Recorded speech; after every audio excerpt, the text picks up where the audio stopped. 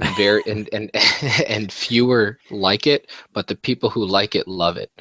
And it was like, oh, okay, fair enough, I guess. I've never had Mediterranean food, I don't think, but Yeah, that's a fair statement, I think. But yeah. I don't think I've ever had Mediterranean either. But that's a really good assessment of it. Now I want Mediterranean food. Yeah. I've got to try it now. I got to see if I like it. People know it exists. The majority of the people who know it exists think it's okay, but the people who like it love it. Okay, Kurt Price says he won't be able to make it. He's at a hotel and the Wi-Fi here sucks. But he says to make sure that we voice his disappointment in the Blues' decisions today. So we'll have to. So there are they another just kind of show like you and your dad do? Yeah, they're another show, a lot like the Lost in the Wild podcast that you guys do. They just cover Blues hockey. They were fair enough. Yeah, they were fairly regular guests on the show. How do you guys? Nick, are you the one who runs that website? Yes. That's really good work on that website. Oh, thanks. Yeah, it looks great. Like, it's original. It's really cool. Yeah. Are you in high school? Yeah, I graduated. Well, I graduated about a year, and I'm 20 now. I graduated about 2 years ago. Oh, okay. Oh, all right. So you just took an interest in that because that's a very good it's a very good product. My brother and I were talking about that. Oh, thanks. I appreciate it. Yeah, coding's always kind of been a hobby of mine, and I decided, hey, I'm not gonna try to make a website, and so I started digging around with this, and I've refined it over maybe the past year or so and made tweaks here and there, but I'm really happy with how it turned out in the end. Oh yeah, I think it's really, really good. I think that's definitely something that kind of holds us back is, especially one is our schedules, but especially now that Declan has those jobs, but Right. A website. And it's one thing, like it's easy to put together a website now, but to put one that has deep content and original looking like yours, that's pretty cool, man. Yeah, because there's loads of themes out there you can use, and the back end of the website is all run through WordPress, and so the front end though I all coded by hand as its own original theme. Oh man! It took a couple months probably of just doing it in my downtime whenever I had time working on it here and there. Very cool. All right, I'll go see where my dad's hiding and get him in here so we can get started. Yeah, for sure. You're good. All right, 1 second.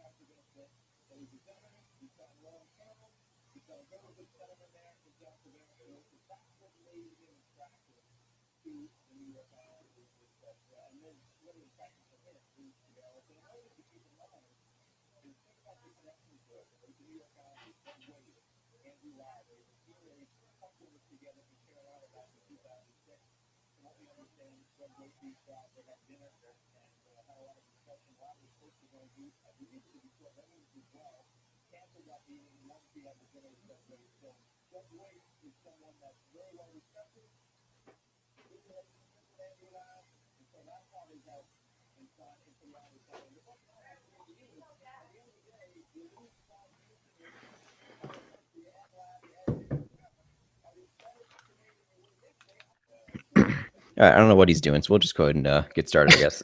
Fair enough. All right, so I got the TSN free agency tracker up. I'm loving that thing. Oh yeah, TSN. Do you have the TSN app on your phone? I do not. I should probably download You that should though. get it because they have the TSN radio. So they have like they have like Winnipeg, Ottawa, Montreal, Toronto, Vancouver, Edmonton, everywhere. They have the radio stations, and it's the insight that they give. Those radio shows are awesome. They're really, really good, especially for like free agency news and stuff like that.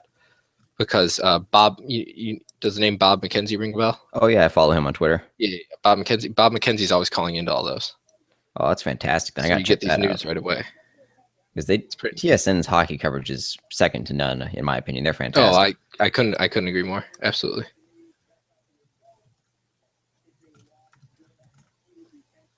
All right, so welcome to the Toast Dispatch and Lost in the Wild joint podcast. We are going to be covering and recapping day one of free agency in the NHL and some trades that have been made. I am joined by Liam. I'm drawing a blank on the last name, but Liam Goff. Liam Goff. I should have known. I was going to say G-O-F-F, like Frank. I went to introduce and I started to say Declan. I'm like, that's not right. It's Liam. Yeah. Oh man, come on. Anything but that. That's bad company there. So here we are. We're getting ready to recap the free agency. And Liam, thank you for coming on the show.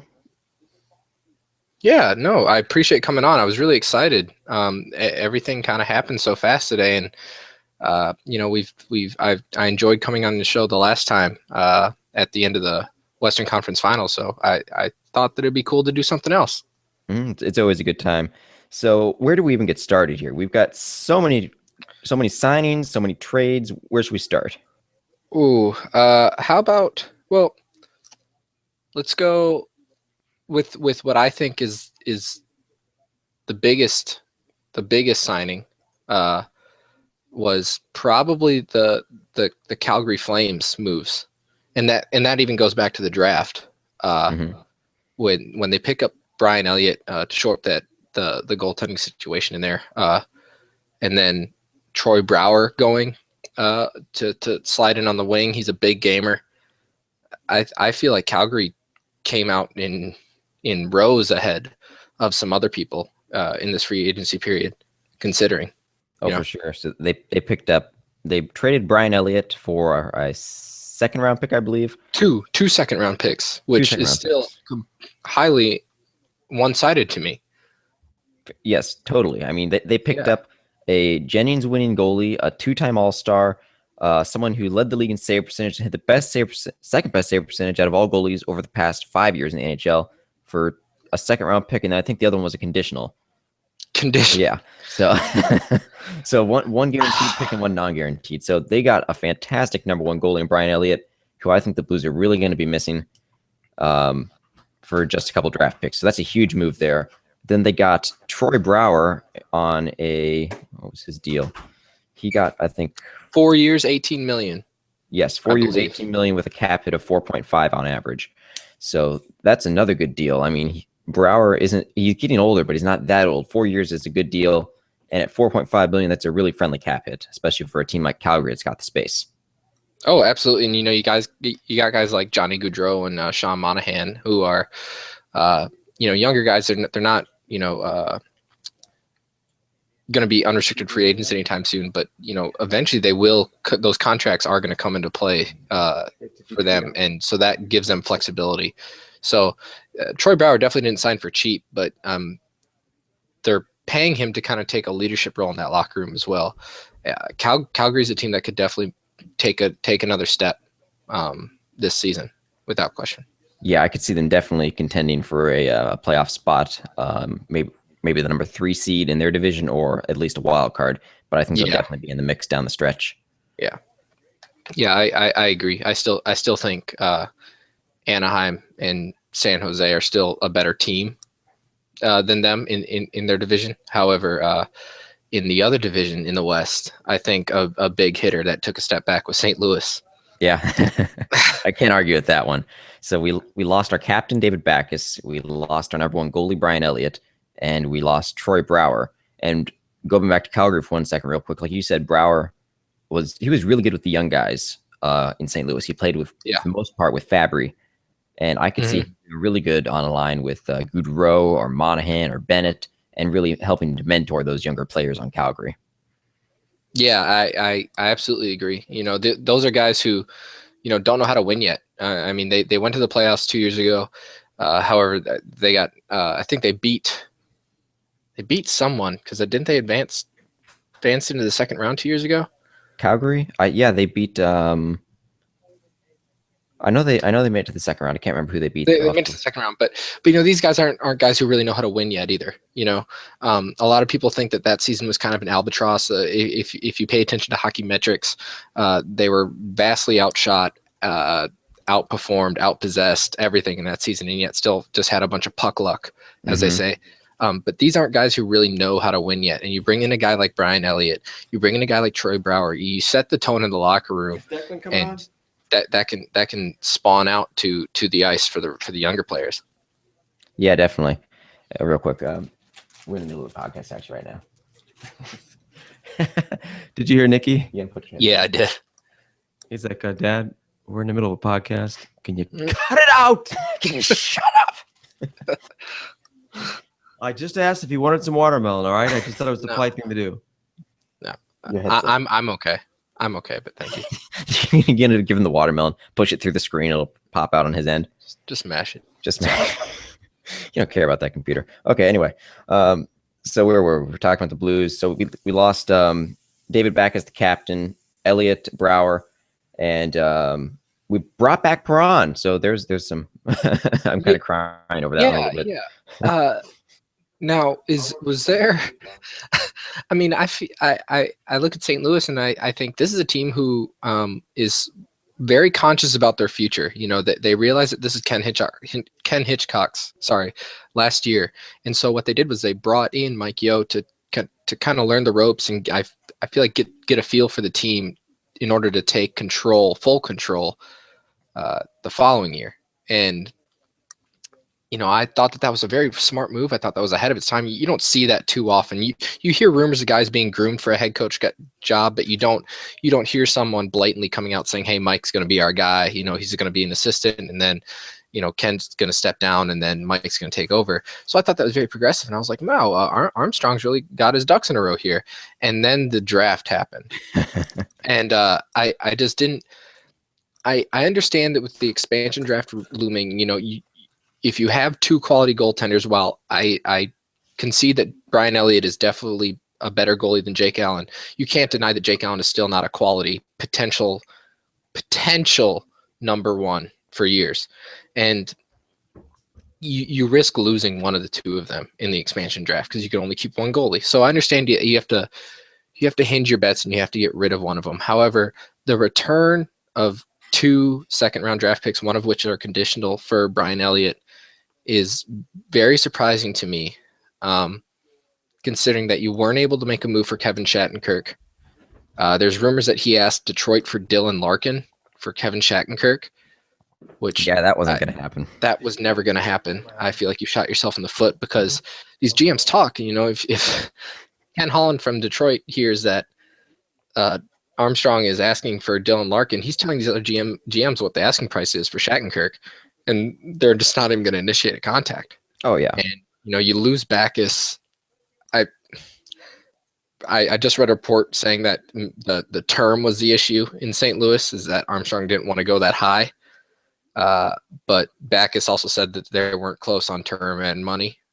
Right. And that's within the past 20 minutes from what I read. Huge hometown discount, and Backes is like, "Hey, I want to get paid here." And Armstrong couldn't find it in the budget, but I feel like I think I read from one of the local beat writers, Armstrong offered 4 years at $5.5 million, and in the end he ended up signing him for 5 years at $6 million.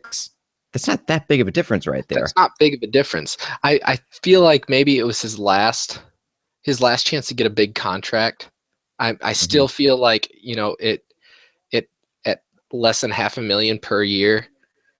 What are you really giving up when you consider how good that team was? Maybe he lost faith in Armstrong. You lose Elliott. He knew that Troy Brouwer priced himself right out of St. Louis after the playoffs. I mean, but he could have been replaced. However, hard-nosed centers who are your captain, your team, don't grow on trees. For sure. He's a pretty rare type of player, and the players that are his style go for a lot. Think like Milan Lucic. You've got Ryan Kessler, David Backus. That's a pretty elite group right there. I guess maybe Bergeron from Boston is maybe along with those guys, but there's not a lot of hard nosed first, second line centers out there that can captain a team with that leadership. Yeah, no, you're absolutely right. And, I understand the value that David Backus brings to any team.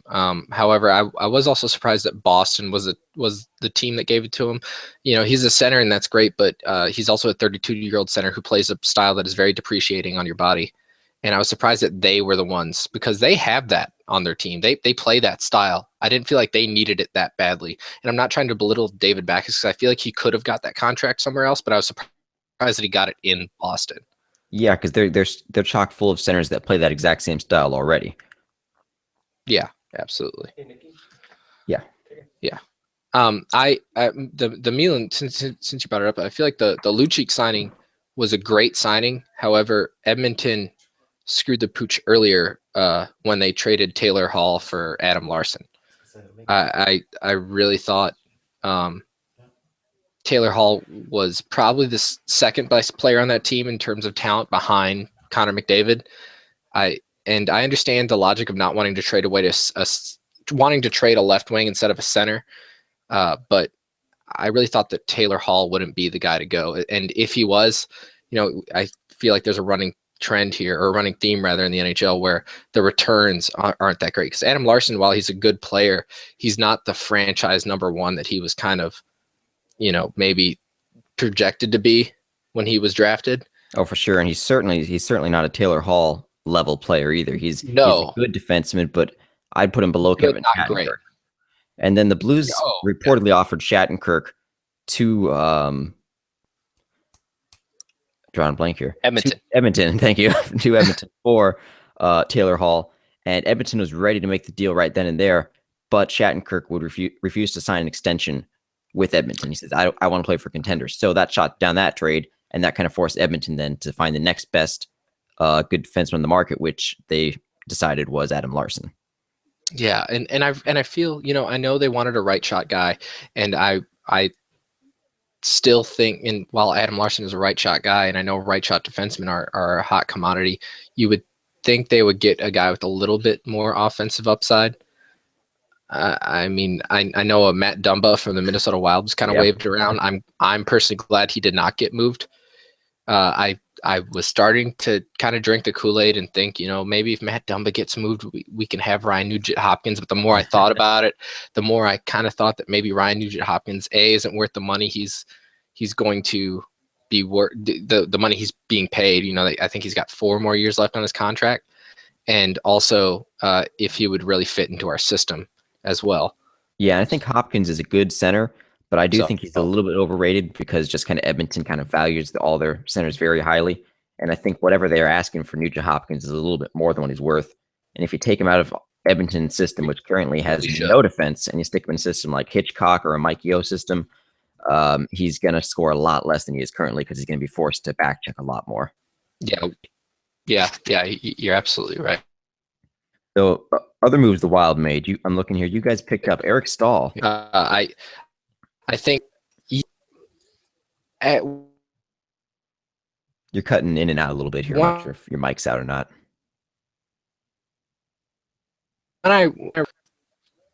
Hello? Hey, we can hear you now. Huh? That was weird. Yeah, it was weird. Am I good? Yeah, I can hear you good now, but it was like cutting in and out and making weird twangy noises. Huh. All right. Well, I'm back. Eric Stahl, when I realized that what the cost was going to be for Ryan Nugent-Hopkins, I got kind of, skeptical on what we were be able to get. And when I heard that we were in on Eric Stahl, I got nervous that he was going to want a contract similar to a David Backus. Mm-hmm. And then, the term $3.5 million over 3 years, he's got a limited no trade clause. I think this is a guy who realizes that he's not the player that he used to be. However, if he put into the right system, I feel like he can still reestablish himself. And I think it's good for the Wild, because it's a stopgap it's saying, hey, this guy may not be the answer to all of our problems, but it's a friendly enough contract where he can be a stopgap until, maybe not next offseason, but the offseason after that, to chase some guys. I think it's a fantastic deal for the Wild because, I mean, Eric Stahl, like you said, I expect him to get David Backes type of money, but to pick him up for just 3 years and at 3.5 million, I think that's a great kind of right out the end of your career contract and still get some good production out of him. Yeah, and and another thing, if you look at Eric Stahl, especially in his past few years in Carolina, he got shuffled around a little bit. I feel like as a captain he was asked a lot of from that team. He moved to left wing. They tried playing him on the wing with his brother Jordan, who also plays in Carolina, and he didn't really like that. He's a guy who likes to carry the puck through the blue line, into the middle of the ice. He likes to have the puck a lot. And he also likes the responsibility of playing a 200-foot game. Mm-hmm. And I feel like that kind of wore on him. And he never had the talent that Minnesota has. A Zach Parise, a Charlie Coyle is an uppercomer Charlie Coyle, I think, is going to be one of the better power forwards in the game. I think this year is going to be a big year for him. And especially because there's Bruce Boudreau, the head coach of the Minnesota Wild, has already said he really likes Charlie Coyle on the wing with Zach Parise and Eric Stahl.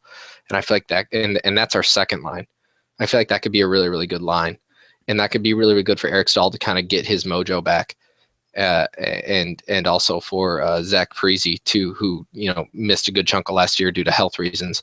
He's a guy that they know each other. They kind of courted each other back and forth. When Zach Parise was entering free agency before he signed with the Wild, Eric Stahl actually called him. And so when we were courting Eric Stahl, Zach Parise called Eric. So I think there's some good chemistry there. I really think it could be good, a good thing for the Wild. I'm excited. I'm trying to slow down because, I get worked up, it's not even the season yet. And I'm like, we're going to win the cup. But I really like their moves. Yeah, definitely. I like that point made because you need to have good players around you. You could have Steven Stamkos on your team, but if you paired him up with, say, John Scott and Steve Ott, his production is going to suffer. Of course. So, yeah. Of course. Yeah, you're absolutely right. And I'm not – the Carolina Hurricanes have a lot of young talent. However, it's not established talent. These are guys who still need to grow, with the exception of Jeff Skinner, who probably is just never going to be the same player. He's got his bell rung a little one too many times. Mm-hmm. And the other guys are just young and still figuring out their game. Well, Eric Stahl can step right in on the second line or top line, mix and match. Bruce Boudreau is notorious for playing his forwards pretty consistently and also get some top power play time and really produce, and step up. If I think Eric Stahl had 33 points last year in 70 games. I say his over under is about 45, and that's I'm lowballing it just to try to taper my own expectations. If he got 55 points last season playing consistently and healthy, which he has a track record of doing, 55 points isn't even wouldn't shock me whatsoever. Mm-hmm. And another move for the Wild that stands out right now is I see former Blue and former Wild Chris Stewart gets signed to a deal. How you liking that one? Yeah, I feel like a big knock on Minnesota, and this is why David Backes was always kind of on our plate, was the grit. Apparently we didn't have the toughness, which I always that drives me crazy when people say teams don't have toughness, because if you've ever played, that there's guys who will do anything to win. Mm-hmm. Now, of course, if you want a guy who might be able to drop the gloves no matter how much the game is trying to evolve and reduce fighting, if not eliminate it. And a guy like Chris Stewart can bring that to your team, but he's capable. The way the game is changing is that he's also capable of contributing in other ways. He can slide up and down the lineup. Right now, he probably slots on our fourth line, but because of his size and his skating ability, he can also play the PK too. And he's very, very good at getting pucks, which the Wild had a terrible job doing on the dump and chase last year. And I feel like he slots in well, and he slots in at the appropriate value.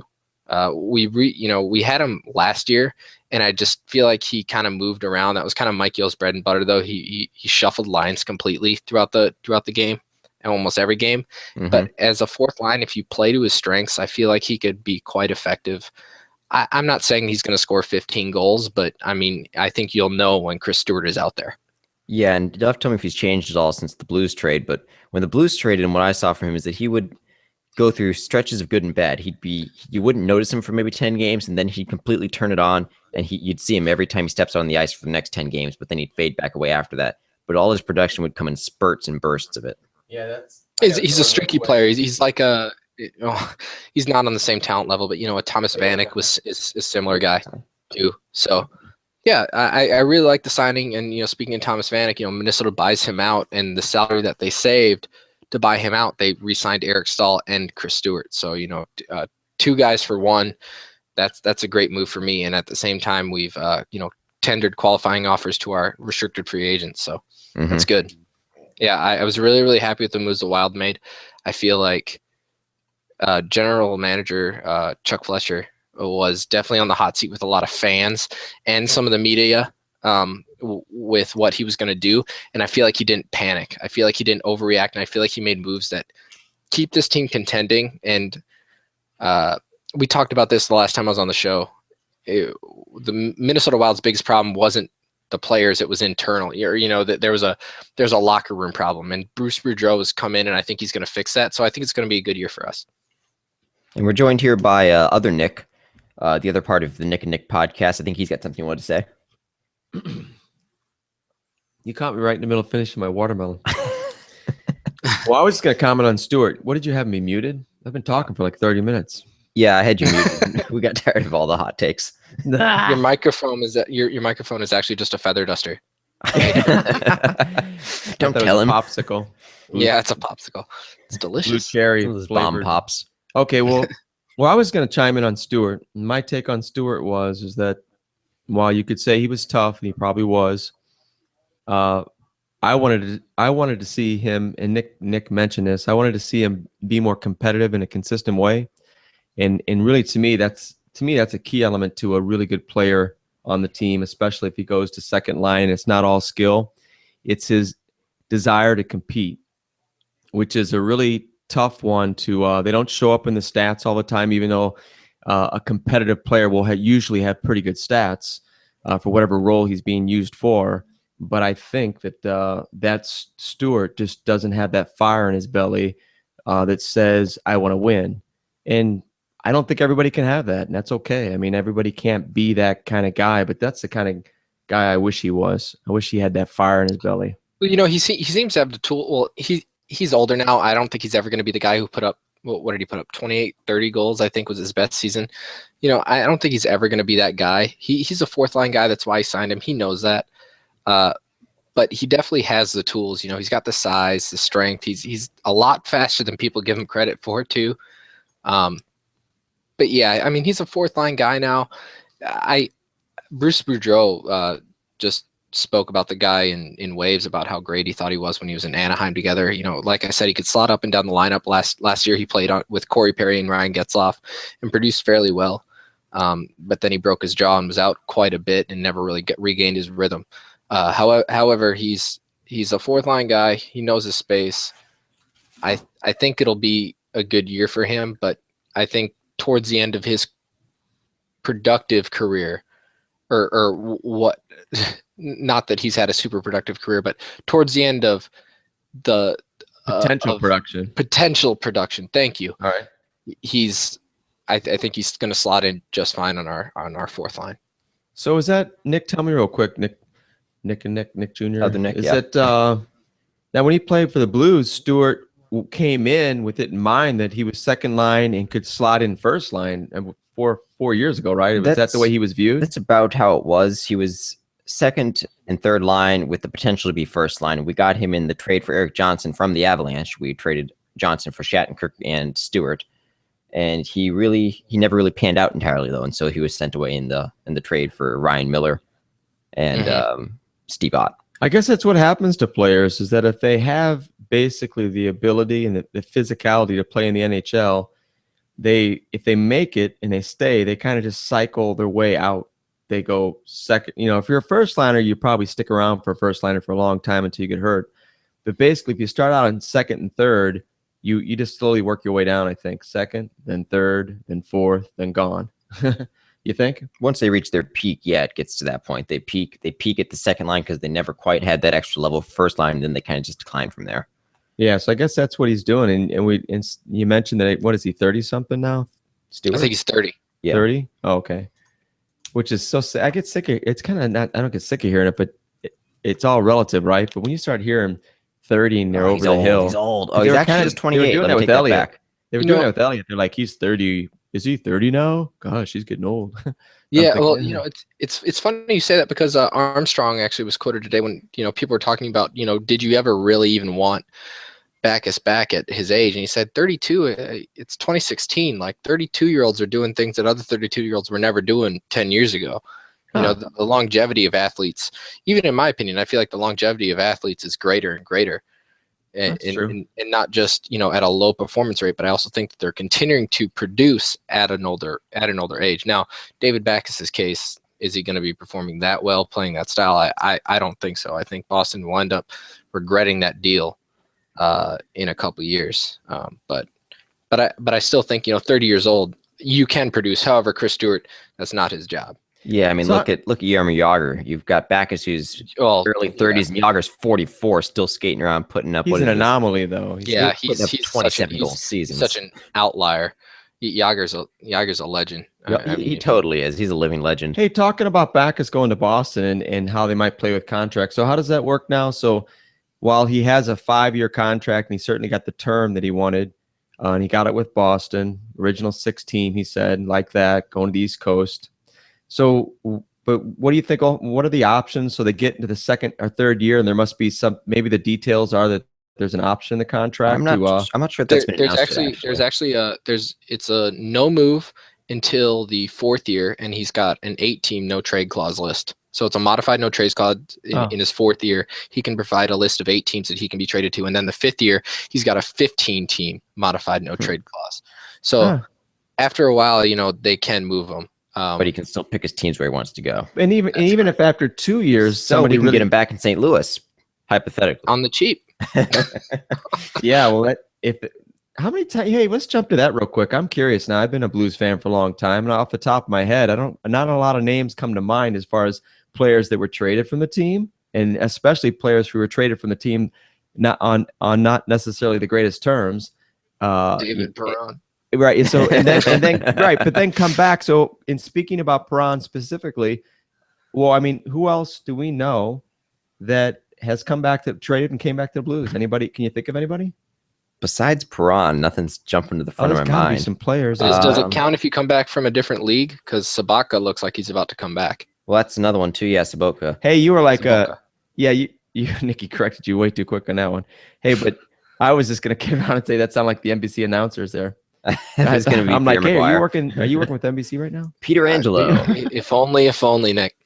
Fabry. I love all the names they gave him. Fabry's, Fabry. You got Peter Angelo instead of Petrangelo.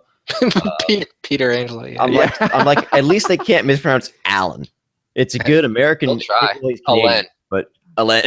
I've heard Jock Jacques Allen. Alain. Please get him the Jacques Alain. Yeah. So we can't think of any other players that were traded off the top of our think tank right here with your 10 Traded Blues. away. Traded away and came back. Oh, wait a second. Now, I think there are some guys. What about older guys like Chris? about- Did it happen to Chris Pronger? No. That was the infamous bad trade. It's got to be. Okay. Do we have one viewer right now? Is that who's on? You got half a viewer. You don't even have one viewer. I mean, what is one viewer? Is it one viewer? Does One that count? viewer. Yeah, one person's watching. It's probably It's just an definitely- ad. Okay, our viewer, if Ad. you could tweet us, where are people tweeting us? Just straight to at Toast at Dispatch? Toast Dispatch or at Lost in the Wild podcast. Okay, yeah, and if you know who it is, or if you could name some people who have left the Blues and then came back. Talk about that for a second. Does that sound crazy to you? Okay, so what's the reason? I didn't read a lot, but apparently, obviously, they're going to say The reason he's is matured, right? Yep, that's exactly what Armstrong's quote is saying. He said Perron's matured a lot since we traded him, and they wanted a faster forward to add some speed to the game, which I get that, but still, it's kind of the cardinal rule of GMs. Besides Chicago, they seem to do all the time, but don't trade for a player you traded away. It just doesn't happen that often. Yeah. Yeah, I feel like if there was an issue then, especially because Perron's been gone for what, 2.5 years? I think 3 years? possibly 3 or 4 now at this point. Yeah, I mean, Because he the went majority of to, those guys are still in the locker room. You know, well, I would well, have said actually, that in our case, not until really. Backus Backus was the left. longest tenured one, and so was Oshie, but both those guys are gone now.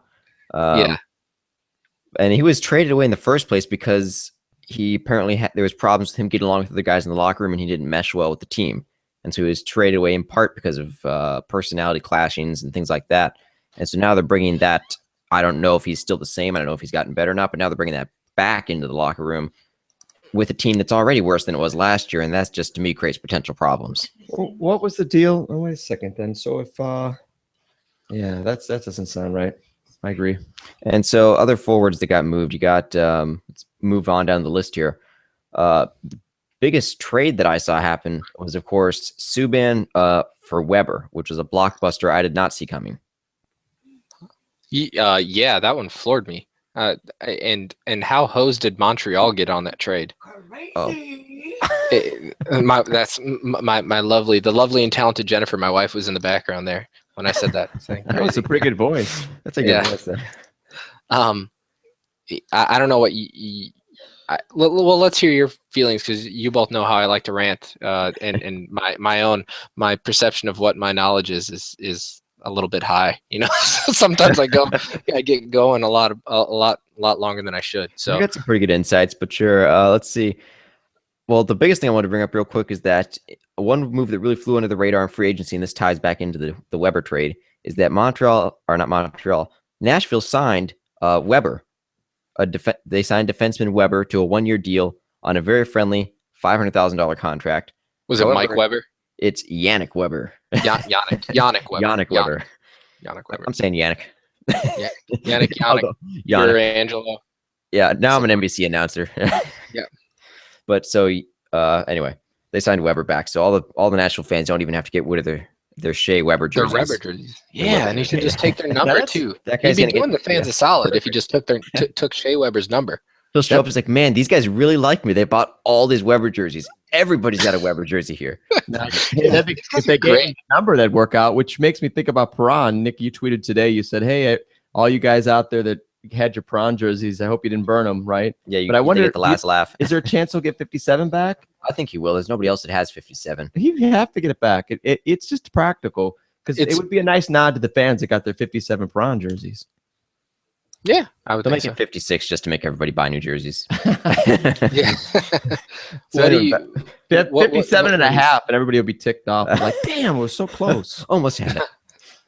What is your reaction to that Weber Subban trade? Shea Weber. Yeah, For- Shea Weber. for Just for Subban. clarification. Okay, so my think that, my initial reaction.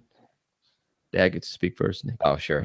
So my initial reaction just simply was on a real basic level, which was, darn, that makes, a really good defenseman on another team in our division. That was my initial selfish reaction, was thinking that doesn't, it's a little bit of a knock on how many wins we'll get this year. He's a strong player. And Subban's one of the best. It was really, I heard Montreal fans comparing Subban, what he's like to see in Montreal, comparing him to LeBron James of Cleveland. He's everybody's favorite athlete in Montreal. He does tons of charity work in the area, and people are saying that they lost more than just a hockey player, but they lost a big presence in the community. And Well, really, the French Canadian GM, whatever that is, there were lots of jokes about that they couldn't communicate with him to talk to Subban to re-sign him because Subban doesn't speak French, so they couldn't talk. Mark So they had to pay him. Bergman speaks English. He just clearly doesn't speak it well enough, because God help him, they got hosed on this trade. I don't understand. Shea Weber is a phenomenal player, and I think he's one of the top 5 defensemen in the league. I truly do. I think he's that good. He plays in a market where he probably doesn't get the attention that he should. Mm-hmm. But he's also 5 years older than PK Subban. He's signed for 10 more years. Ouch. His 10 his more contract must have years. been signed before the new CBA rules. It, then. it was. He was signed to an offer sheet 3 years ago, right before the lockout happened, by Philadelphia for a 14-year, $100 million deal. And Nashville matched it, because at the time he was their only good player. Yeah. They weren't really, and now they're stuck with him. But I can't believe. Well, don't we have to ask why? I mean, why is Subban gone from Montreal, and doesn't it kind of tie in with why Perron? I mean, on a smaller scale, but why Perron was, out of St. Louis? And I heard there were rumors that he was an issue in the locker room, but everything that I saw pointed towards him being just a great guy and someone who was trying to be a leader. And even the players from Montreal, real quick, even the players from Montreal tweeted out specifically saying Subban was a great guy in the locker room. We're going to miss him a lot, and we don't like this trade. Okay, I think that's the PR department, basically. Even though the players might have, a few players. Here's my take on that. I saw some different things going on with Subban, and it seemed like he was really promoting himself and not the Canadians. And what I saw was I saw some video of him in the locker room with the guys, and he seemed to me to be going way over the top, kind of nuts. I mean, in a way that just seemed like the players, not that they on camera were looking at him like, hey, cut it out. But I just thought he just seemed, it just seems like in hockey, everybody just kind of finds some middle ground, It's just not like other sports. And PK Subban came across to me like he was a little too much like, hey, look at me, I'm a star. And I don't know, I don't think it fit. Well, here's the thing though, Montreal and Toronto are probably the two biggest hockey markets in the league. I feel like that a case can be made for that. For sure. So if you have a problem with PK Subban and the attention he gets, then you have a problem with Montreal. I'm not saying you. I'm saying as a player. If you as a player have a problem with the attention that PK Subban gets, I feel like PK Subban is just taking advantage of the situation that he's in. And, we kind of scratch our heads and wonder why. I feel like this wasn't, kind of like Nick Jr. said, I feel like this was definitely a management-based decision more than it was the chemistry of the locker room. Let me stir the pot just a little more then. So the theory was, as Montreal started the season out great, Price gets hurt, the season goes down the drain. And Price was carrying the team, though. Right. No, that was the theory, is that Price was carrying the team. And I'm just saying that there's an outside chance that maybe there was more going on than just Price getting hurt, and then all of a sudden the team is completely different. And I'm just wondering if there wasn't just something else going on in the locker room, and there wasn't some. I just think if you've got a really strong personality and you're going to stick it in the locker room, it's going to rub some people the wrong way. And if you don't have a cohesion in a team unit playing together, all pulling in the same direction, that can really tear a whole team apart. And it's why guys get traded when you kind of go, well, why did they trade him? Why? He sure didn't get much for him. Doesn't seem like a good deal. Then it makes you start pointing towards other things other than, maybe what they're saying. Well, I completely agree with what you're saying, but my impression is that when people ask that question, it's never a player of PK Subban's caliber. Yeah. PK Subban, I feel like, is also a top 5 defenseman in the league. And you've got three more of those you can use, and then you're out of top 5 defensemen. I don't get how Montreal, like, cui bono, like, who benefits in Montreal? Like, right. I don't think, Carey Price, gets injured and their season goes to hell, but they have other problems in Montreal. And, swapping Shea Weber, who definitely has offensive talents, for PK Subban, who is more offensively gifted, I don't understand why you think you're in a better place. If you're upset about, the attention he gets, well, you live in Montreal. So someone's going to get that attention. Carey Price is no slouch either, as far as being a rather mercurial player. He speaks his mind to the Montreal media. He gets kind of blasted for things. So I feel like in a few years, Montreal will be brewing the day that they traded away PK Subban. All right, I'm looking up Mercurial. How do you spell it? Mercurial. I like the answer. Mercurial, right? Mercurial. Okay. Very outspoken. I know. I got the context, but I'm looking it up. Mercurial. He subscribes to all the Word of the Day websites, so he's really upset that someone used a word. I try to remember them all too. I play the sound, I look at the images, I say it 3 times to myself, and then about an hour later I forget them. Okay, Mercurial. Mercurial. Sorry, I think I added a C. You're an NBC announcer there. Yep. Okay. For all the world to hear, apparently my grammar isn't half as good as I thought it was. Woo-hoo. All right, I got it now. Mercurial. I'm looking it up. I'm even gonna. I'll hit the sound button too. So it doesn't even. You know what? It's so hard. It doesn't even have the auto. No, it has the auto. I know, button. right? No, it says Even here. It's just my voice. It's just my voice mispronouncing it. This is the only footage we could find of anyone of or using this word. pertaining to Mercuria having a long tail. All right. Of a person subject to sudden or unpredictable changes of mood or mind. Volatile. Capricious. Well, how did you spell it? M-A what? MERCURIAL. Oh, that's MERCIUA.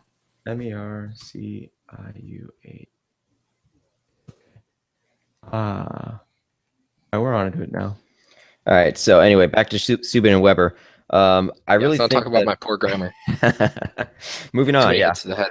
I feel like Weber is an older defenseman. I mean, like we said, he's exiting the prime of his career, and he's going to start getting worse. He's signed for 10 years, and then you've got Subban, who's just entering the prime of his career. He's going to be fantastic. He is fantastic, and defensemen age slower too. You know. Yeah, the defensemen age differently than your average player. Can you hear that? Yes. Can you? Nobody else can hear it, just us. So stop doing it. Oh, okay. And I was playing the auto. It'd be you cool keep playing it over and over. Anyway, so then stop it. Mercurial. I got it now. So Subban is going to be, I think Nashville's going to be really good. Their first line is going to be Yossi and Subban for defense. I mean, how does it get any better than a puck moving defensive pairing like that?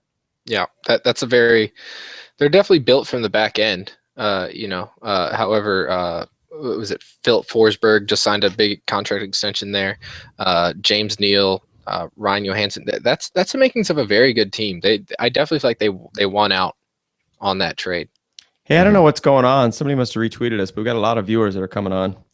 So let's don't mispronounce Mercurial anymore. No, I'm joking. That's me. Well, that's me mispronouncing. What else I mean, this is picking up. We got enough listeners now to where if I'm getting a little nervous, I'm not even gonna say anything anymore. You guys take it away. Yeah, you shut up. So we've got moving on. Who else we talked about? If you don't mind, let's do this. This is a joint podcast, right? Mm-hmm. So I feel like I can maybe take the controls and steer the ship a little bit. Go for it. I'd be glad to hand it over. Biggest winner and biggest loser today. Okay, let's see. I will go with Calgary being the biggest winner. They picked up Brouwer, and they picked up, I guess, are you talking about just today or since the draft? Well, it can be since the draft. It can be since the season ended, really. Since definitely Calgary then, because they picked up Elliott, they picked up Brouwer, and they've really strengthened their team in with two strong ways there. Biggest loser? Oh, wait, I got to chime in on that one. I got one. Let me throw it out real quick. Go. Hitchcock. Hitchcock's the biggest loser. Isn't that show? When you weigh too much? No, he needs to be on The Biggest Loser. Oh my God, he's gonna find me on the street someday and just kill me. Gosh, wouldn't it be cool if he went on that show in mid-season? Lost like The Biggest Loser. He lost about 300 pounds, and then we go on to win the cup. That should be a thing. Yeah, I'll go on that show if we win the cup. Yeah. Yeah. Right. That would be the team would be so motivated at that point. Like, we're going to get you on The Biggest Loser. And then he'd have to go back and grow that mustache again. The mustache where he's doing the mustache. What if the Blues got to be the coaches for him on The Biggest Loser? And they were the ones to get to put him through all the paces after he puts them through paces in practice for 5 years now. That's payback time. And so biggest loser, though, I'm going to have to go with the Blues for sure. They lost Backus. They lost Brouwer. They traded away Elliott for a draft pick. And they lost Steve Ott. He went to the Detroit Red Wings. That wasn't that big of a loss, but still is another player off the team. They signed Perron, a former Blues player who really, I'm not sure where he's going to slot in. I think that was kind of a desperation move by Armstrong to kind of save face a little bit. Like, hey, look, at least we got Perron. Can't we temper this pessimism with a little bit of, one of those sayings like time will tell or something? Not at all. Time told you. Time told you. So time done told you already. It's going to stink. Yeah. Well, Twitter told me already. I mean, gosh, that was overwhelming. Twitter exploded, and it was obviously trending. Backus was trending. Prom was trending. Mm-hmm. Stupidity was trending. We helped with the meltdown. I want to say I had a lot of good Photoshops out there that were prepared and ready to be launched, and they were mercilessly sent out one after the other, rapid fire. We were like an AK-47. we should be sending these out again if you want to see So, them. other Nick, what's your call? I on the think biggest winner and the yeah, biggest I was loser? gonna say, I think I know who you think the biggest loser was, but who's the biggest winner? Haven't you guys figured this out at this point? I'm just the comic relief. I don't know anything. You're just a pretty face to look Well, at. that's just me. But I listen to you guys. I'm like, what does Liam do all day? Is he just like read hockey news all day? How does he know Yep. all this stuff? And I lose my child frequently. He started to crawl now, and I just him and the dog just kind of wander. And I scattered. The key is I leave food for both of them in each room, so if they get stuck somewhere, they have it. Nick's got his They've got mom's their own memory, supplies. so he remembers a lot if he reads it or whatever. But You need to get when him. you start getting older, it's like, who's the coach for the Blues again? Oh yeah, Ken Hitchcock. Oh, Yeah, I know. So Blues is a hockey team. You're right. And Yeah, plus, when you get older, all you do is you start remembering all the old players. That's it. I'm like, no, I'll tell you that Hall back in the day. Glenn Hall was something else. When I was young, you didn't have any fancy schmancy runs. The only guy on your team was 4'2", 107 pounds soaking wet. He was 13. He was before What? child labor laws. Right. He had a wooden stick and no teeth or something. Anyway. None. We called him Gummy.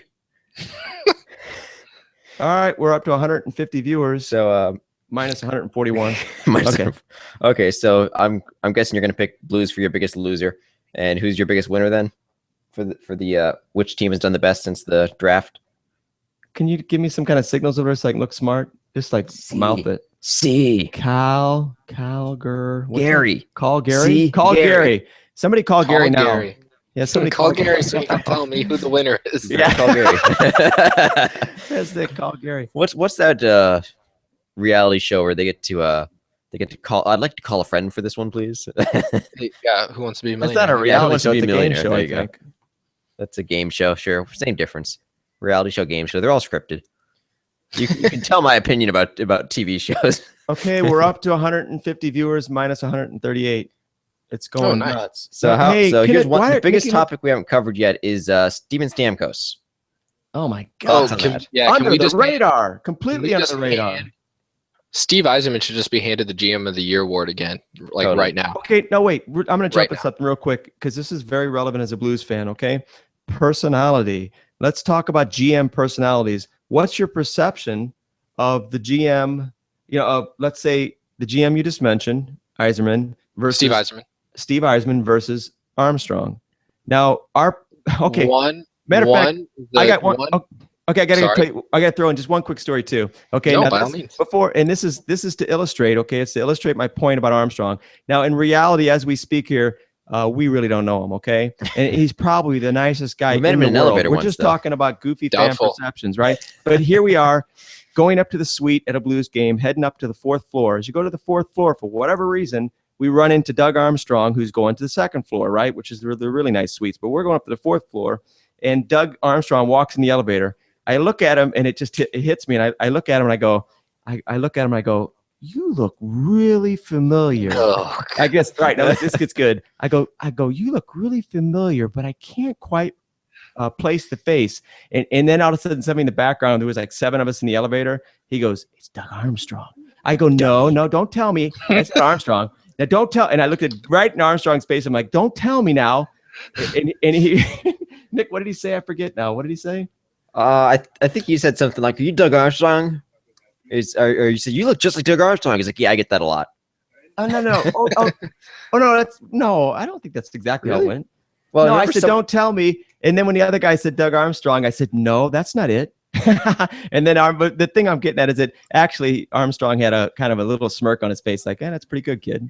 But he was kind of laughing inside. But the thing is, he's real stoic and he's real tall. I didn't Based on realize how that tall 30-second he is. interaction, we now know everything about Doug Armstrong and can judge him. Right. Okay. There. In that 2 seconds. But that's just my own. I can only base off my experiences in life with Doug, and that was it. So he was kind of smiling, kind of nice, but at the same time, he didn't have that.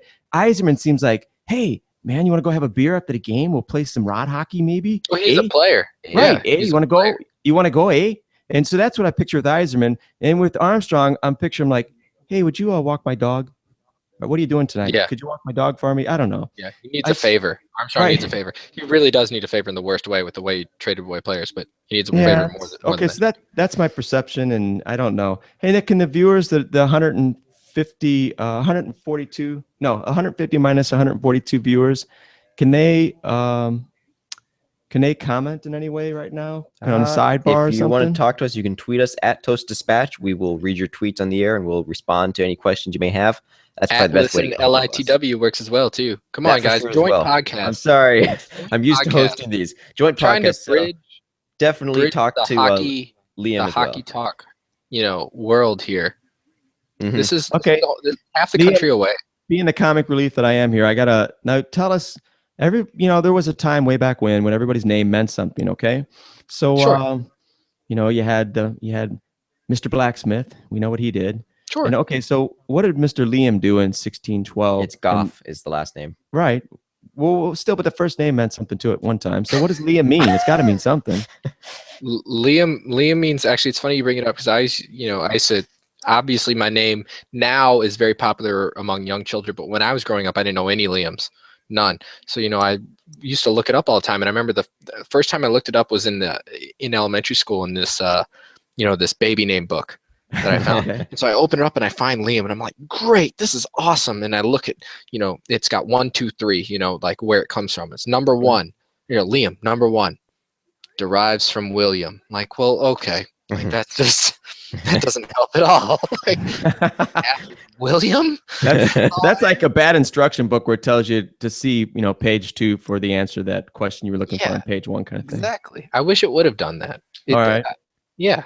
So derives from William, but no, it said like, guardian or some old biblical reason in there too, apparently. But yeah, Liam.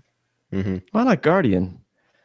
All right. I like to think so, but guardian, really it's just guardian of hockey. My life in a nutshell is that kind of sums up my life in a nutshell. In my head, it's the term guardian, but outside, it's really just derived from William.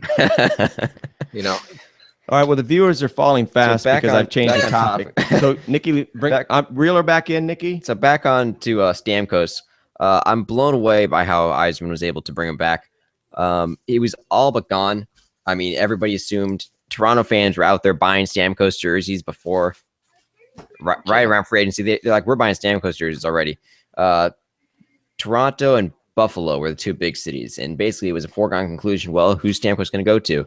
And out of nowhere, hey, yeah, Tampa Bay just re-signed him to 8-year deal.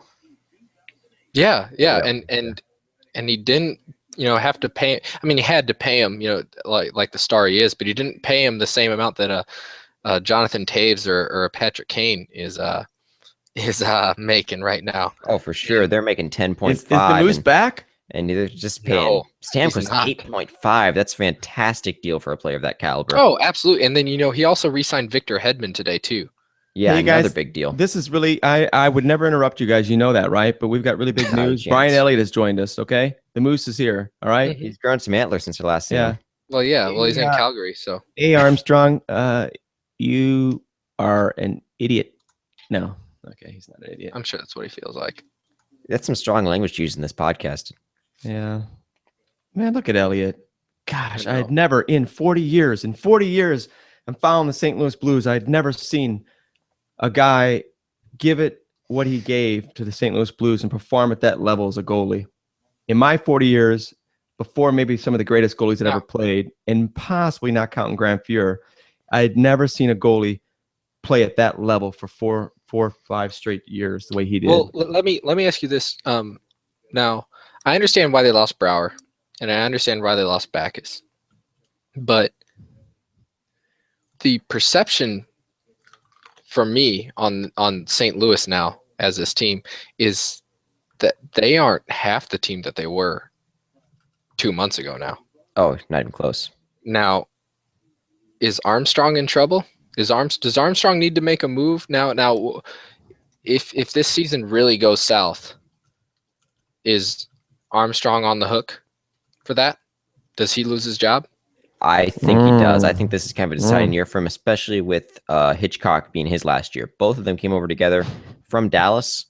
Armstrong came, and then shortly afterwards, he brought along Hitchcock with him from Dallas. Yep. And I think they'll both leave together whenever that happens. Well, that'll be in 1 year for Hitchcock. All You right, know, then and, we can and, get back and to you and I rebuilding touched this base team. on this earlier. You know, I understand why you have to make some of these moves, but due to the expansion draft coming, but 2 second-round draft picks, 2, Yeah, really. Do you For, think for that high caliber of a goalie. what kind Yeah. of dental plan do you think the Blues have? a phenomenal one. Have you seen some of the fake teeth those guys got? Mm. Yeah, Steen lost his tooth. I haven't seen him put it back in yet, though. Nicky, look at my teeth. Very nice. Very nice. All right. That's for the all the lady demographic of our podcast right there. Yeah. Just when I thought I was ready for bed.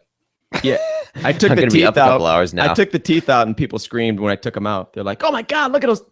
Oh, those are ours teeth. Real ones. Yeah. I feel like, you know, the Stammer signing, I feel like Buffalo would have been a really good. I feel like Buffalo would have been really good for any winger.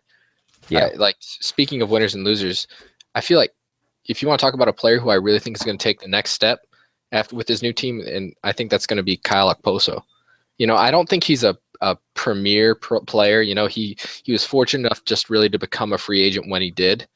But Buffalo's a team that, you know, their defense is a little suspect. Their goaltending, Robert Lehner is a great player when he's a great goalie when he's healthy.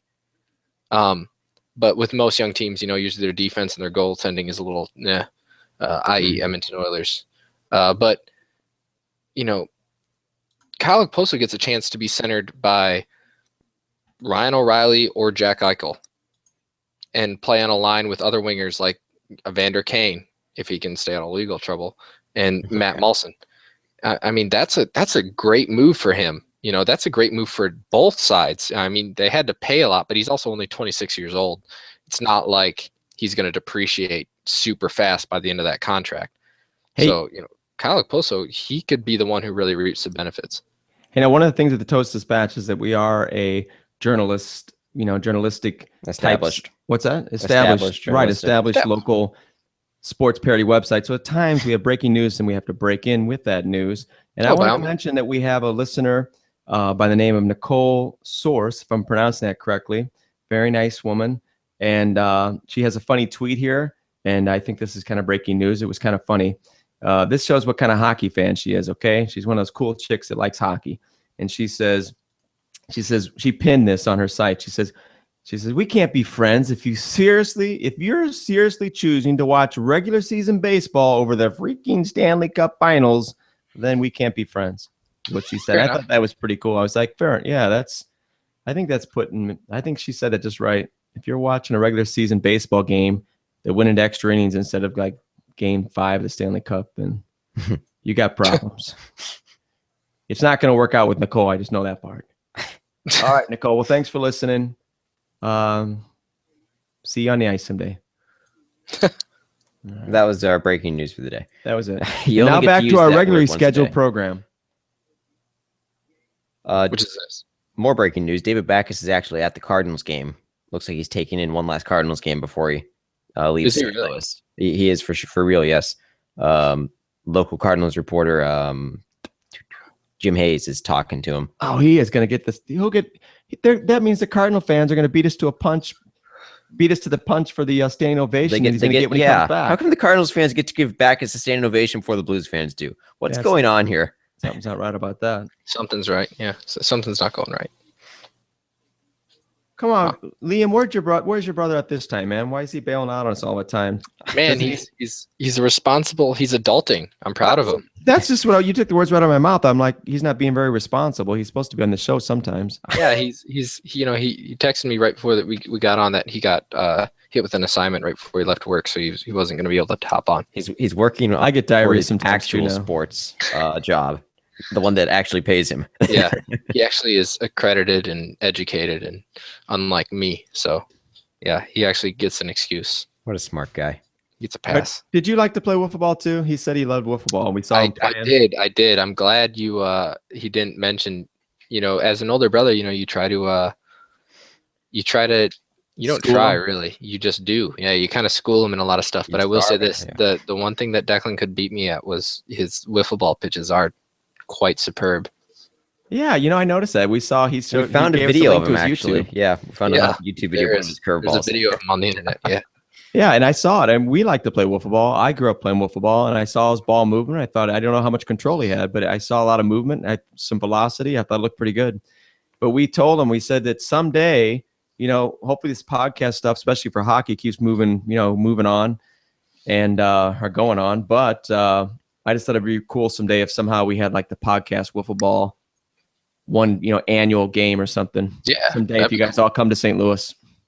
And where do you live, Liam? Your exact address so we can come and get you. Exact address. Exactly. Over the internet. Right. Give us your global coordinates, please. And we'll mute the account numbers Oh, I'm sure. if you just started blurting that out accidentally. blur Or something. Now, but no, what state are you in? Okay, just start out with the country if that makes you feel more comfortable. What country are you in? North Carolina. The Country of North Carolina. You've succeeded first. again. Gosh, you guys. Dang it. You said what state first? Okay, So, no, I'm yeah. joking. Okay, so North Carolina. Yeah. All right, wasn't that just north of South Carolina? No, it's south of South Carolina. Okay, Well, no. I got an F in geology in case you couldn't tell. geology. Yeah, never heard of it. All right. Okay, so then now Nick, reel me back in. Okay, Back on the track. I've Get us back I've got in. the dog leash on him. I pulled the retractable dog leash. And the topic of the day, I'm spinning the wheel. It is. Why don't we just talk? You know what? We've been talking about the past. Let's start talking about the future. We don't want to live in the Okay, past. with all That's these all moves, done. with all these, yeah, this kind of ties back into the winners and losers here. So what can reasonably expected from a Blues team now that traded away 3 very important players? I'm thinking of Jim Jones and that Kool-Aid stuff. There could be some kind of mass suicide by about the 4th week when the Blues are like 0-22. They just Fair enough. start drinking the Kool-Aid and I still think it's a playoff team. Yeah, I It's think they're a playoff not- team, It's but they're not.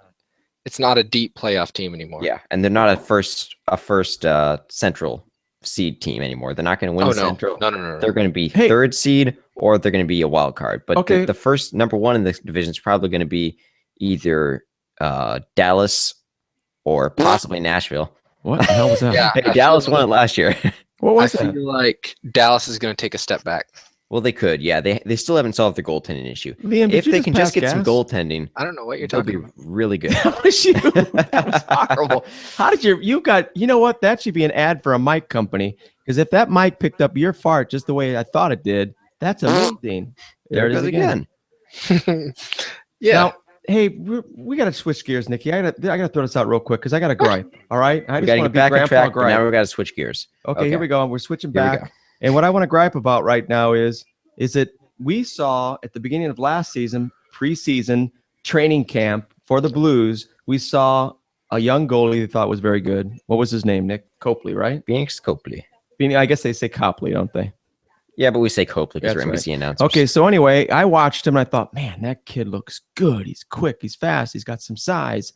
Oh, a lot of potential, right? Of course, what does Armstrong do? Which I am starting to believe he's just personally trying to kill me because he knows where the toast is batch. Because I mentioned that to him the second time I saw him in the We've elevator. had to dodge bullets and like tanks No, but and even a couple Why? missiles hit our front What door. happened? What is this E.F. Hutton stuff? Who is he? And why I thought it was gonna be Copley and Allen. Carter Hutton. Carter Hutton. Yeah. Carter Hutton is a not E.F. career Hutton? backup. He's Does a career anybody- backup, Do you even know what E.F. Hutton is? You're too young. probably. If you look it up, it used to be a big commercial. It was the kind of thing that people would say. They would repeat the tagline from this large insurance company, or investment company. What's that? You don't know it? Oh, anyway. So what are you thinking? Why is it that he couldn't run with Copley and Allen, and why did he have to bring in somebody else? I think Copley was still a bit too young. Look him up. I think he's under 20 right now. Goaltenders take so long if you're not named John Gibson. Yeah. Takes so long to develop, too. So, Yeah, I guess so. But and Carter Hutton is also a guy. Maybe they don't want to expose Copley.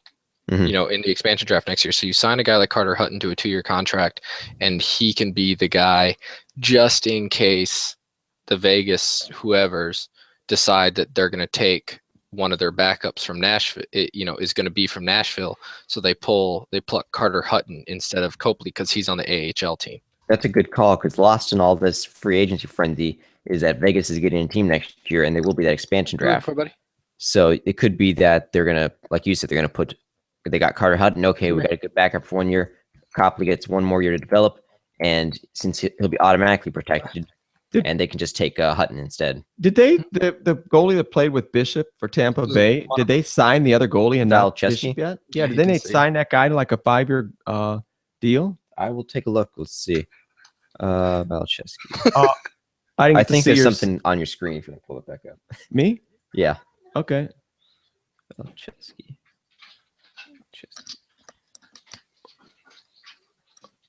They have not done anything except for sign Stamkos. So Valchesky's still on whatever contract he was on. No. That's not right.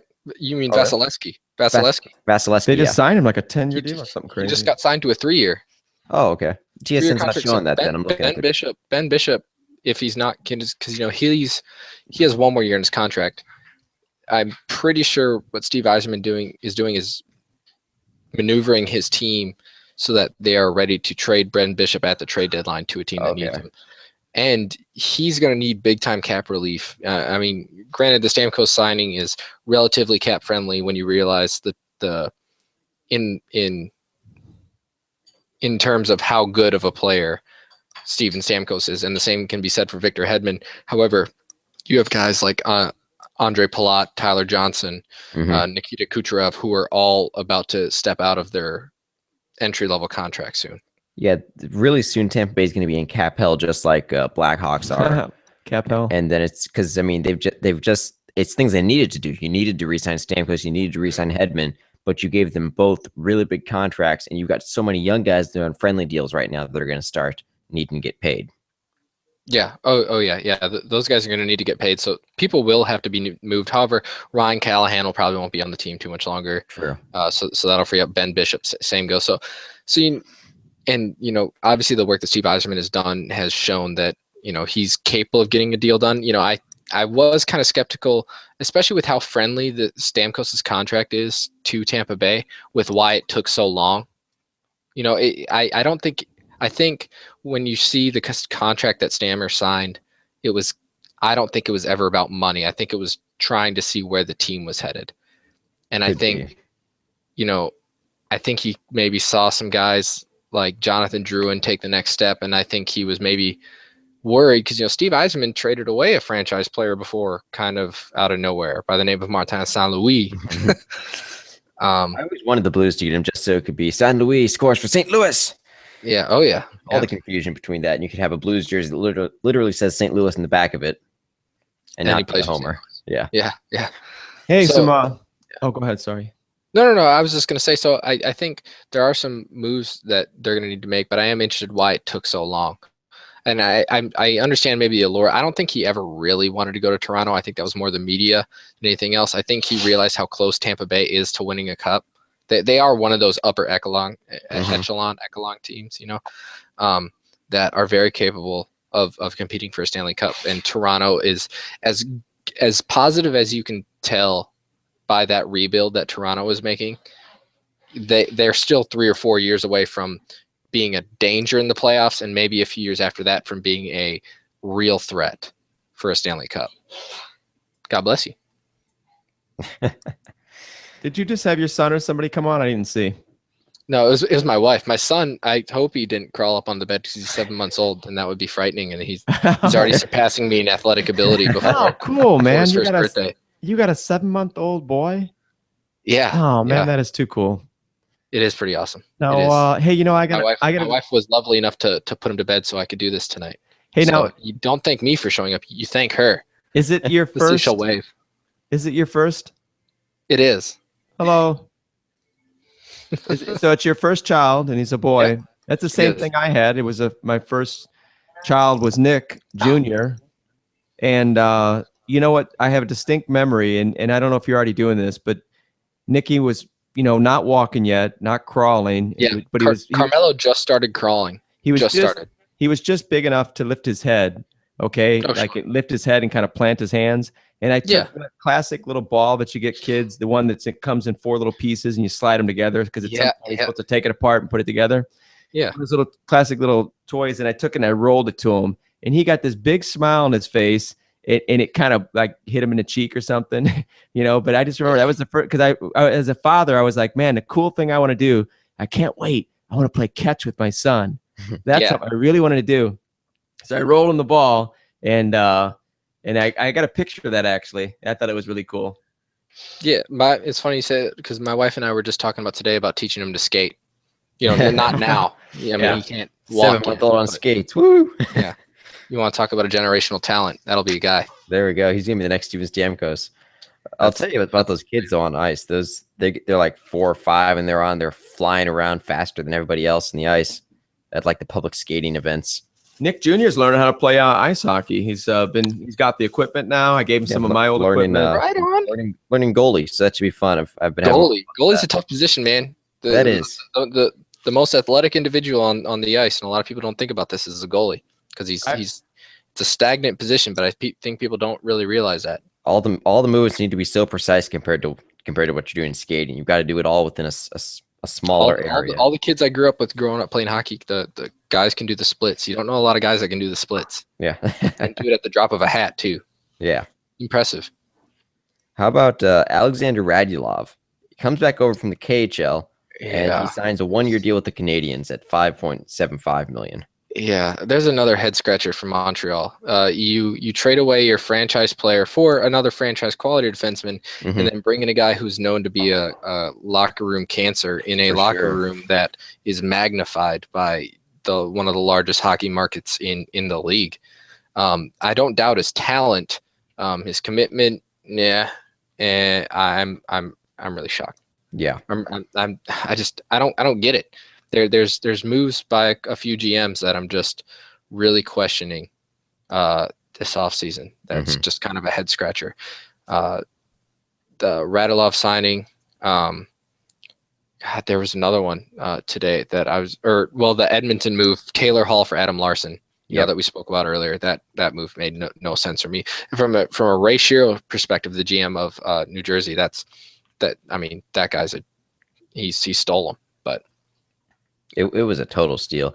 And then I'm seeing Montreal also brought in Zach Redmond, a real cheap deal, just defenseman depth deal. Depth guy. Al Montoya. Last year, I think. He did, yeah. And then Al Montoya for backup goaltender, another real from Florida. Yeah, Florida.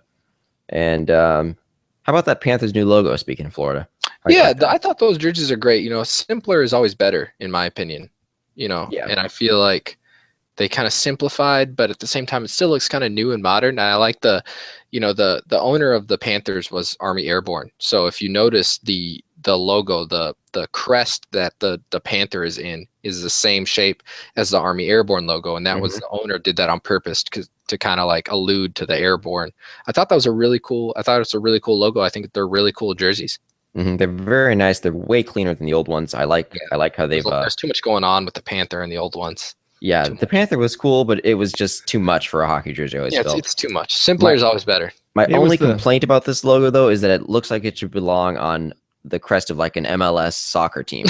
That's my only complaint. Florida Panther FC. Yes, Florida Panthers FC. It's such a nice logo, and I like it a lot, but it's just the crest makes me think soccer team.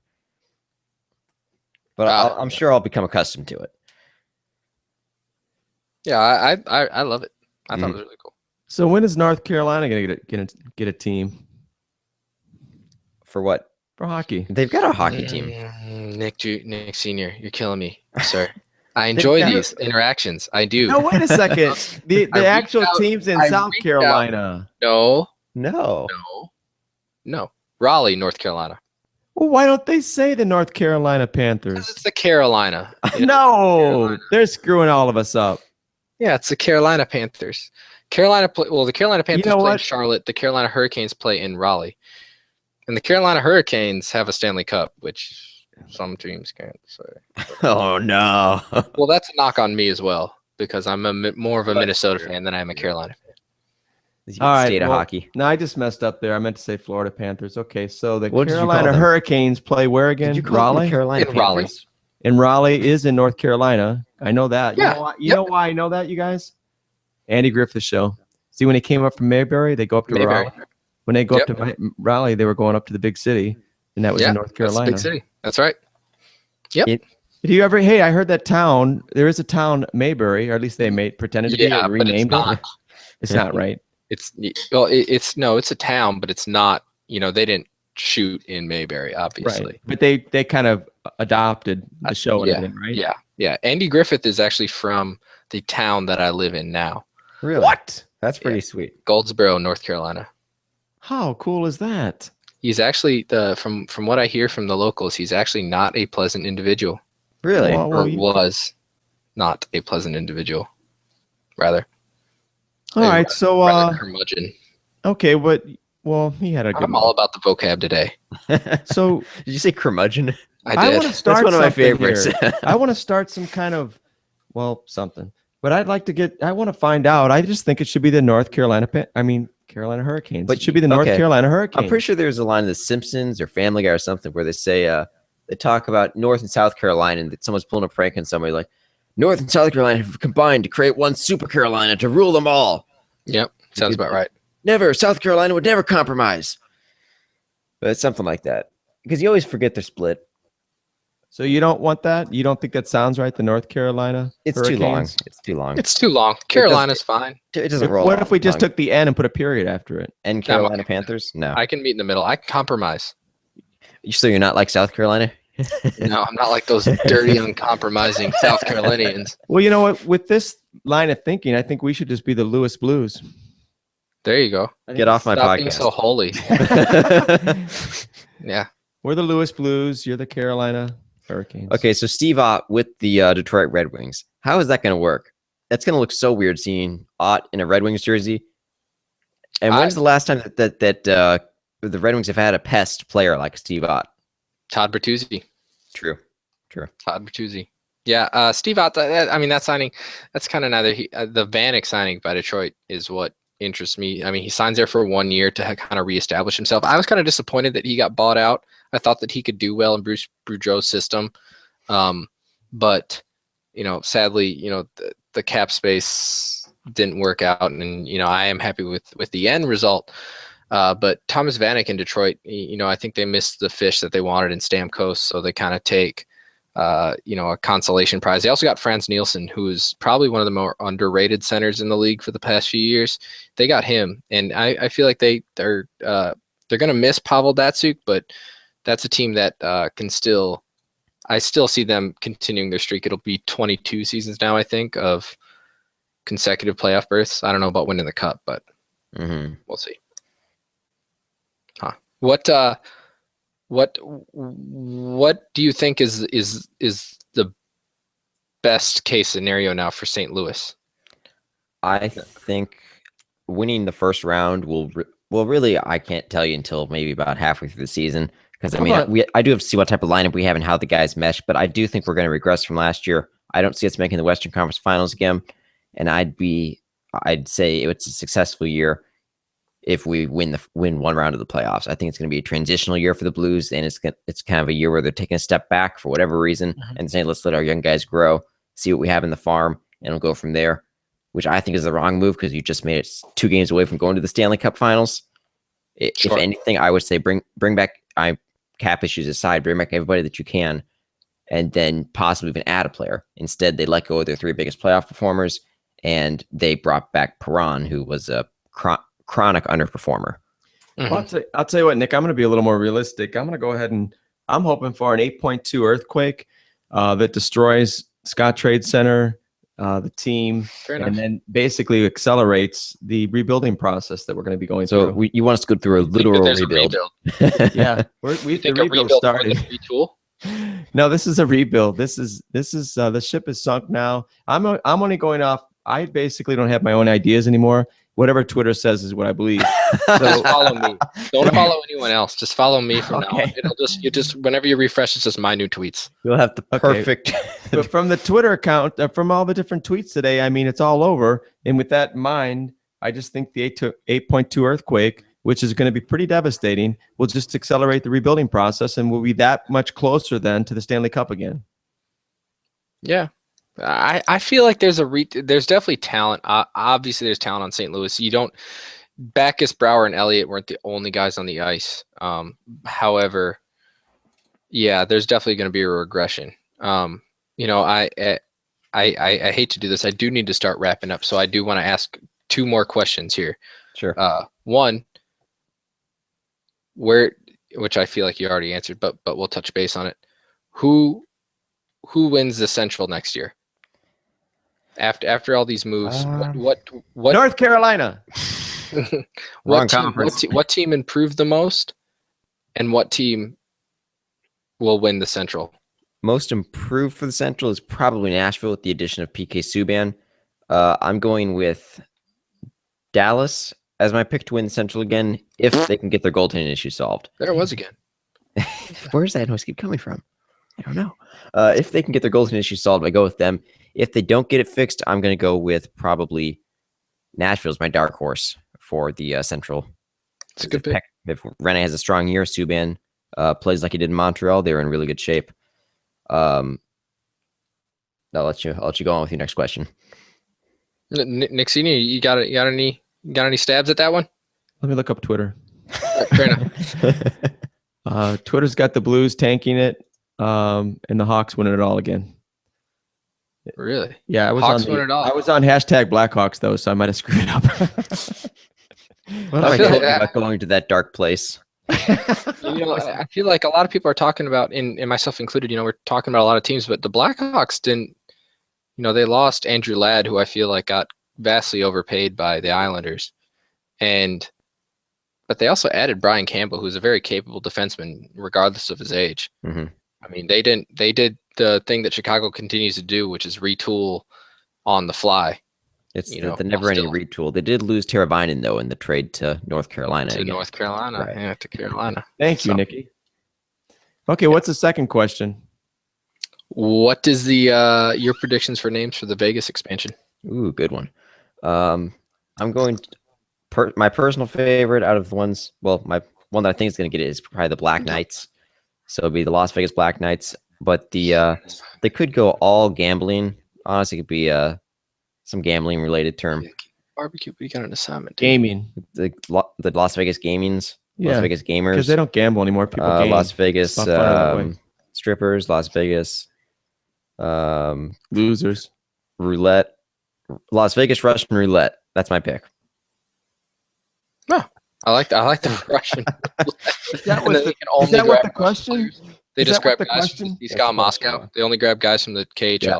It's So only the question- KHL players. Perfect. So the question was, what do you think the name of the team will be? Yeah. Yeah. Oh, okay. Well, Las Vegas. You said strippers, Nikki. I Yeah. think that's a little risque for Risque. our show, wouldn't it be? Yeah, a little bit. Okay. Let me think. Let me just think about it. You guys just chat for one more second. I'll come up with something good. Cardinals finally broke their home losing streak, so that's something. Twitter is talking about that now. Don't which even get me started on the Twins this year. Okay, Las Vegas. we could do a whole Brewers. nother podcast on that one. Las Vegas what? The Brewers, because that's who the Cardinals are playing tonight. No. See, he looked at Twitter again for all his answers. Well, the Cardinals, you know, real quick, the Cardinals will be doing real well over the next 7 games because they're playing the Brewers over the weekend, and then they play in Pittsburgh at home too.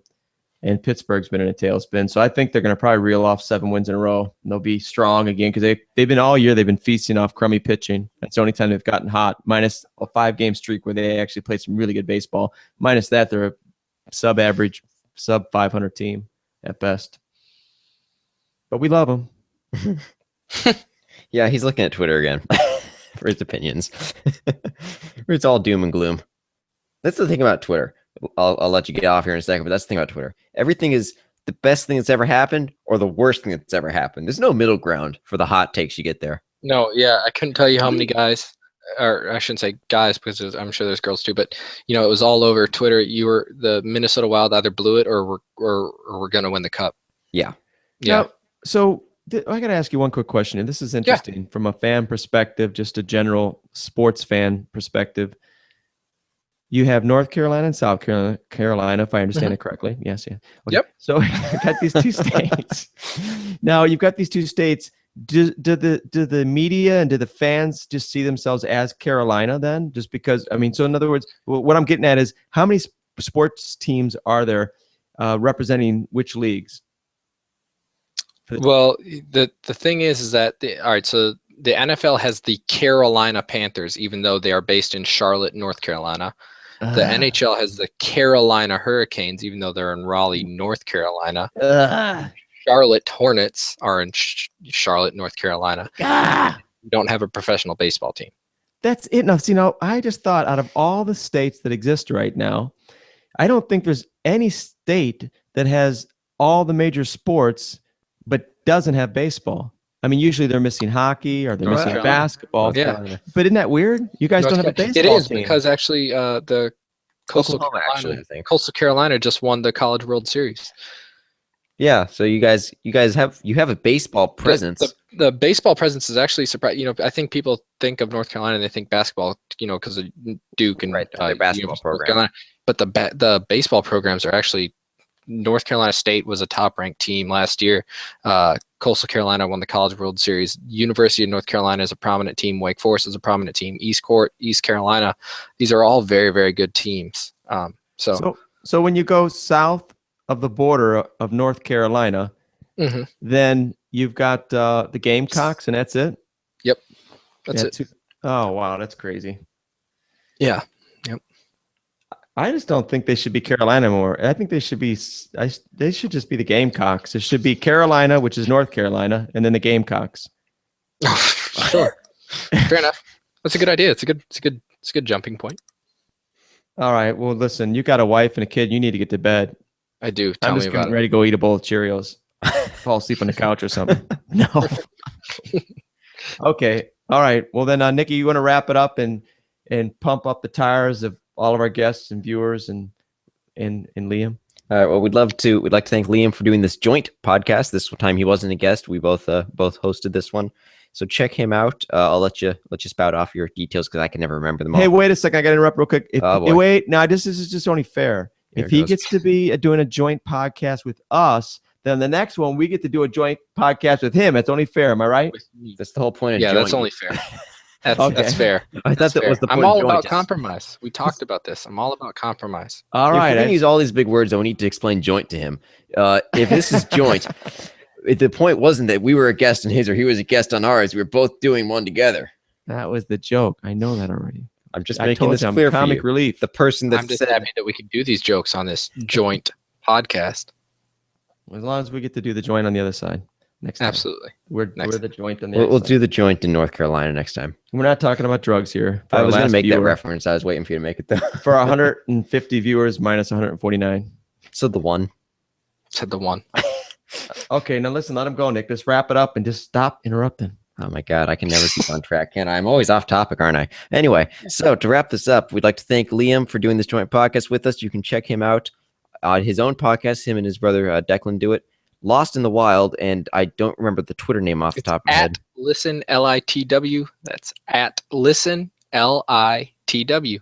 Lost in the Wild with Declan Goff and myself. You can find us at LC 2.0. That's the number 2, the word point, and the number O for number 0 rather. That's my Twitter handle, and then Declan's is at Dex Tweets. Lost in the Wild. Yeah, it's all your insightful Minnesota Wild news, and from also around the NHL. But we'd like to think we're a rather prominent mind for the sport. Hey, now a lot of people might think, why is the Toast Dispatch St. Louis Blues podcast connected with Liam from the Wild? I've podcast? wondered that myself. I wondered how you found us. The roots go back so deep, it actually fits perfect. We were almost born together, all of us, because the first game I ever played, as we know, by the St. Louis Blues was on the road in Minnesota in a 2-2 tie, which ended in a 2-2 tie. So the first that history could never be anything other than that. Minnesota, Woven St. Louis into will the always be fabric of this unity here. right. So we were born from this. So we're blood brothers. Right. Yeah. I mean, we In first spirit. time the Blues ever went to battle is with their northern brethren from the north, not North Carolina. No, not Okay. those northern. Yeah, we're gonna get into that again. Okay, All right, so go. anyway, to wrap this up, we'd like to thank you guys for coming on. Had a great time doing it. You can check our stuff out at toastdispatch.com. Not the post. That's toast, not post. We hate those guys. Not really. We like them. Ben Fredrickson, if you're listening to this, we have your T-shirt. It's sitting right next to me. Let us know when we can get that to you. You can check us out on Twitter at Toast Dispatch and listen to our podcast, Nick Toast Dispatch Radio with Nick and Nick.